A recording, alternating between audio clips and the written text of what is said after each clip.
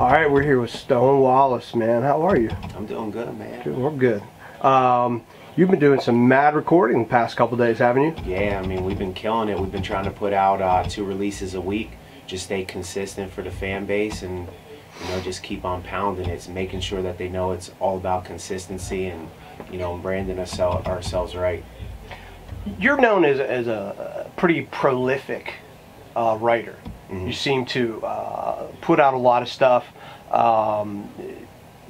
You've been putting out stuff every week for a year, in fact. Yeah. How do you produce things that quickly? And how does your mind work that quickly? To be honest, I just like to challenge myself, and even with the records that we've been doing, we've been trying to do like cross genre stuff, and doing like the country stuff and even like the rock out stuff. And to be honest, it's crazy to process with like the chopping and the recording. And it's just, to me at this point, for doing it so long, it's just one method, and we're just going through it. And to be honest, I can't tell you how I'm doing it, because sometimes I sit there and I ask myself, like, is this something that we can keep on doing and being consistent with, but we still keep on doing it. And it's just, I think it's just coming naturally at this point, really. Wallace, you're kind of you're part Pittsburgh, you're part Jersey. Mm-hmm. You have experiences from both areas. Yeah, absolutely. How do both of those areas influence what you write? It's crazy, because with Pittsburgh, growing up, I grew up on a lot of South music. I was still into like Biggie and stuff like that growing up, but I grew up in the era of like No Limit, Cash Money, when it first started coming up. 3 6 Mafia, Too Short I was listening to at that time. But when I moved over to Jersey, it was really all about the lyrics, and I kind of got like, what I would say is like a hip-hop lesson, like Wu-Tang, Nas, and I was able to discover music that maybe I wasn't listening to when I was younger. And come to find out, like somebody like Nas, he's one of my favorite artists, and that's when I was able to find more of an ability for lyricism and more of an ability to really appreciate the words, because I came from poetry, so I was always about like the words. And I just so happened to come from 2 different perspectives, and now I'm trying to combine both of those to what I'm doing, where it's like maybe the catchy southern draw, but also with a mix of like the lyrics, where sometimes you could be like, what, like this kid, he has the lyrics behind it. It's not just catchy melody shit, at the end of the day. So if someone came up to you on the street and you were talking, you introduced yourself, and they said, what do you do, and you're talking about being a musician, what style would you tell them that you are? It's hard, because it's hard to tell what style I am, because I'm still growing as an artist. And that's the reason that we started doing these Wallace Wednesdays and these Stone Wallace Sundays, because at the end of the day, if I'm not going to challenge myself and grow as an artist, like, I don't want you to hear what Stone Wallace sounds like today and then expect that shit in like 2 months from now, because every day I'm growing. So that's why I said, like, we're doing the country records that I never did before, and I never put lyrics before, but my fans are appreciating and saying, like, I didn't even think that you could rap over something like that. Then we're doing the rock stuff, like Fall Out Boy, and I'm even searching deeper into like possibly doing some metalcore stuff. And then we go left field and we start hitting them with like a super style that I do, which is like over an old school Mobb Deep beat. So it's like, I'm not going to put myself or classify myself as one type of style. I'll let the listener really put me where they think that I should be, because I'm not gonna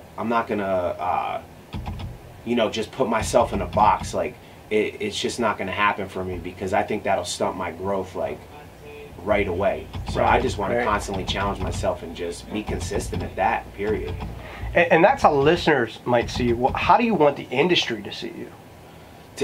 Man, the way I hear about this industry shit, like, to be honest, I don't give a fuck what the industry thinks. Like, and I'm gonna say that, like, consistently through these interviews. You know, maybe I'll change my stance as I start to see and develop myself, but you know, at the end of the day, like, it's about me. Like, I don't like to be selfish, but I really don't care how they perceive me or what lane that they want to put me in, because I ain't signing no deals where they're gonna make me make one type of music. And I'd rather not be in the industry and just do this independent grind like I'm doing and just be myself, period. Because I'm not even sure I want to even fuck with the industry like that. You know, I'll fuck with cool people in it, but we're doing what we're doing strictly off of independent. And like I said, I was talking to you earlier, like, when we needed videos, we went out and bought the camera. When we needed to record, we went out and bought the equipment. Like, it's just how it is. Like, we are, you know, I consider what we're doing like such an independent grind that the industry's opinion on me, like, it really doesn't matter. Like, take your opinion, but I take it with a grain of salt. Like, I don't give a fuck, period. Right. And in that same vein, it's somewhat tough to be a white rapper. Yeah. And a lot of people say that all white rappers sound the same. Mm-hmm. I don't think that you do. What's your opinion on that? I mean, a lot people are gonna say what they're gonna say. You know, I don't really have an opinion on it because I don't think about it too much. I don't classify myself as a white rapper. I classify myself as a rapper. Like, if you're gonna think on such a minor scale and put me into a box like that, like, your fault. You know what I mean? Like, I don't even consider myself a rapper. Like, I consider myself an artist. It's just right now, this is what we're able to display because this is all we got. But once I start to grow heavily in my career, you're gonna see the influences that I have as being an artist. And I'm hoping that they drop the whole white rapper thing, the rapper thing, and they start classifying me as an artist. But to speak upon, like, the lane and stuff like that, there's a lot of people doing a lot of different things, and obviously the way I market myself is as a white rapper because I'm in the lane of certain these guys and I'm doing shows with, but I'm doing shows with Kid Ink, Juicy J, Sci-Hi the Prince, and those fans that are coming out to see that show, they don't classify me as a white rapper. The people that want to classify me as a white rapper are people that just think so small that their opinion don't matter to me as well. Like, it is what it is. You do a lot of remixes. Yeah. And what are some of your favorite remixes that you've worked on? Oh man, my favorite remix is the Selena Gomez record that I just did. I just did a Taylor Swift remix. Shout out to the record labels for noticing it and taking it down off my SoundCloud because that shit was getting too many hits. And man, I like those tracks. I like emotional tracks, and with those tracks it allows me to be different because I put myself into a different mind state. And when I was talking about, like, with the Selena Gomez track, I was talking about, like, basically love loss. You know what I mean? And right now I'm not dealing with that, but it was able to challenge myself and put myself into a different perspective and kind of put myself into somebody else's life and talk about, you know, heartache when I'm currently not going through it. And I just like any records that really challenge me. The party records that we're doing remix wise, I like those too, but you know, I'm a studio head when it comes down to it, and I mean, I could party with the best of them, but right now I'm really focusing on, like, shit that's gonna allow me to be, like, lyrical and challenge me and put me into a different perspective and a different light, and that is gonna touch more people. Because, you know, like, a party is a party. You can only talk about a party so many times, but there's a lot of things that people are going through that I want people to listen to me and relate to it, and when they're having that emotion, feel like I can get them through the day. Like, they're gonna put on Stone Wallace and they're gonna be like, you know what, I'm going through some shit, this is how I'm feeling. Like, he touched home on this. So definitely Selena Gomez and the Taylor Swift I really like, and you know, the country songs I really like too, just because it was a fucking challenge to do that. It was like ego, you know, I had to take down my ego and shit like that and be like, I don't know about these country records, but you know, fuck it. Like, now it makes me have the light that if I get into a position to work with country artists, you better believe I'm gonna be in the studio helping write country records, because at the end of the day, I'm an artist, I'm a writer, and I'm trying to write songs that touch people, period. Say what you want, but that's how it is over here. I'm ready for that challenge. Just hear you do some of that metal, some of that deathcore. Man. Yeah, man, I would love you to really throw. different. Yeah, I would love you to throw some records my way that I could really listen to it. I know the BPMs are up there, like I can some throw of that stuff at you all day long. But hey, man, you know, I'll triple that shit. Cool.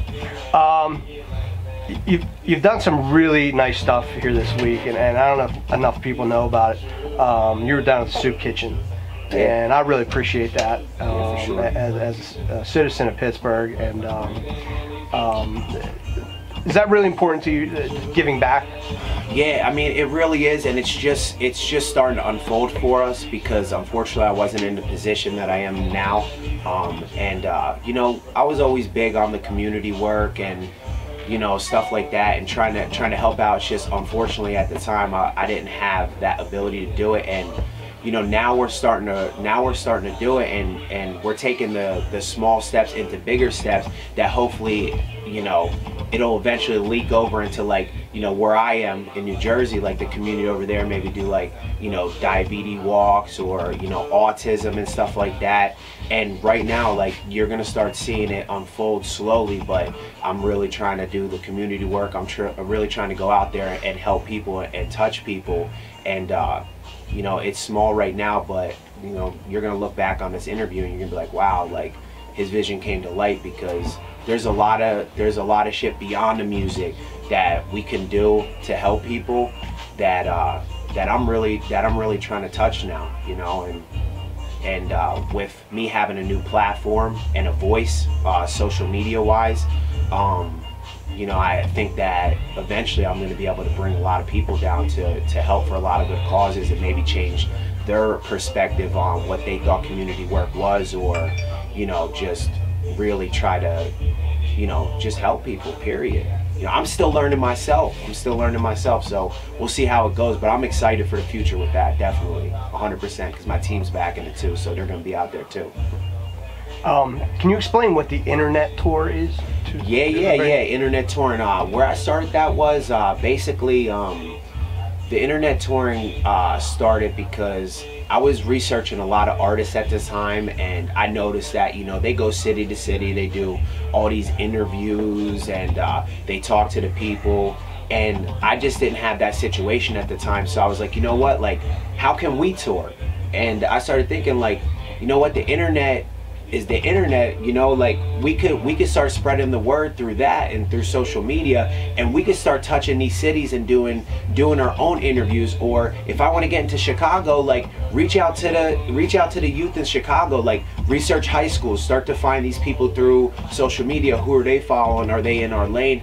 And I started doing the internet touring. Like, I started hitting city by city and really just starting to, you know, talk to these people, and that's what I felt like built this movement up, was the whole internet touring movement. Because, you know, if you look now, like, we have the statistics. I'm a very number person. It's like we're reaching over 50 countries, and we're reaching every big city in the United States right now. Like, to me, that is the definition of internet touring, because I don't need to hit the road to touch you or to let you listen to my music. We're doing that straight off the internet. Straight from the basement, like, literally straight from the basement. Very cool. So I read on Facebook, you're about 3 years into your 10-year plan. Yeah, man, I'm excited about that. May 2012 is when I wrote this 10-year plan, and you know, one of my friends, we were doing some teamwork, and, you know, he brought up the idea of the 10-year plan and stuff like that, and I wrote it down, and I really took it to heart. I signed that shit, I laminated it, and you know, it took me about 8 or 9 months to develop, like, the whole Stone Wallace movement, the internet touring movement, and that was part of the 10-year plan. And then we started to slowly unfold things and do it, and right now we're 3 years deep, and that's where, going back onto the community work, this was about the time that I wanted to start doing the community work, when I felt like I had a voice and I had a platform. And you know, it's really just working out, and it's good to just have your goals right in front of you. Like, that's the type of person I am. People are different. I need to consistently have it in front of me to know exactly what I need to hit and what goals are important, and to prioritize things. And that is a big priority to me, because I have that shit, you know, like I said, laminated, hanging up in the studio, and I see that shit every day. Subconsciously, I may not be looking at it, but I see it. You know what I mean? And we've been hit. It's crazy. Like, I look back on it, you know, there was some tough times and shit, but I look back on it, I'm like, wow, like, you know, like, the vision's really coming too. So yeah, we're almost 3 years deep, man, and it's really fucking working out. Can I turn off this thing for you? Man, that shit's annoying. I know you guys here. I'm annoyed just like you guys. Like, damn, am I getting blown up that much? We out here. What's immediately next for Stone Wallace? Immediately next right now is to consistently drop these tracks Wednesday and Sunday. You know, I'm trying to work as best as I can where we don't have any road bumps, and we do hit our targets. But right now, I'm up here in Pittsburgh working on the album. I'm really excited about it. I've been, you know, put it in people's brains now for, you know, almost 2 years. Power Position. That's the next movement that I'm doing, and I'm just taking my time really working on that. Because I know what I'm doing remix wise, and the songs that I'm dropping every week, it is feeding the fans. But eventually it's not going to be enough. Eventually what I'm doing now is going to be the appetizer, and you know, the Power Position is going to be the entree, and I guarantee these people are going to be full on that shit, because I mean, it's bringing in, you know, now I got my producer Mike Dugan. We also got Mike Neff coming in on the project, and you know, I just feel like it's in the air, man. I say it's in the air. Like, you could just feel it, like something big's coming on. And you know, we started getting some tour offers. I'm not going to mention any names right now, but we started getting some tour offers, and we really need to just sit down and see what's best for the Stone Wallace product, and you know, what's best for us, because we don't want to have a greedy mind either, where, you know, we want to look like the cool guys, like, oh shit, we're on tour, when it doesn't really make sense. Because at the end of the day, like, you see what I'm able to do on the internet, and if that's all it is, then that's all it is. Like, I fucks with it, period. And we're just gonna keep on building it up. Power, but definitely look out. That shit is coming to you soon, sooner than you think. It may seem like a long time, but that shit's coming to you sooner than you think. Well, we thank you for spending time with us today, and we wish you the best of luck. Thank you, man. Thank you for representing Pittsburgh. Thank you, I appreciate it, man. Shout out to everybody that's been supporting me over the last 2 years, man. It's been surreal, you know. Like, I don't care if it's 2 people out there, you know, just to change the perspective and change the mind on 2 people is crazy to me, because I'm coming from a position where I never really had a voice or a platform to really do anything. And you know, I just want to shout out everyone that's showing the Instagram love. That's at Stone_Wallace. Showing the Twitter love, same thing, at Stone_Wallace. You know, I got people daily hitting me up on Snapchat telling me, you know, that they're really feeling the movement. Constantly getting hits on the StoneWallaceMusic.com, and you know, and I just want to, you know, personally say thank you. Like, I really, my whole team really appreciates that shit, for real. Thank you.